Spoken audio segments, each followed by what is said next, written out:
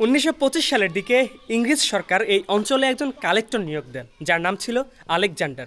এই mister Alexander তার প্রভাব, প্রতিপত্তি এবং ব্যক্তিত্বের কারণে এখানকার মানুষদের কাছে খুব বেশি জনপ্রিয় হয়ে ওঠেন। একটা সময় তাকে তার সুটকেস গুছিয়ে চলে যেতে হলেও মানুষ তাকে তার নামটা ফেরত দেয়নি। তার নাম অনুসারে এই ইউনিয়নের নামকরণ করেন আলেকজান্ডার।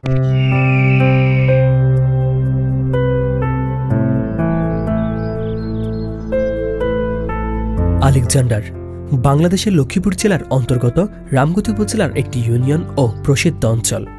রামগতি পৌরসভা, উপজেলা পরিষদ, রামগতি থানা ও উপজেলা স্বাস্থ্য কমপ্লেক্স এই অঞ্চলেই অবস্থিত। তাছাড়া তৎসংলগ্ন বিস্তীর্ণ অঞ্চলের ব্যবসা বাণিজ্য, মাছ, বিশেষ করে ইলিশ পোয়ার তীর্থস্থানও এই আলেকজান্ডার।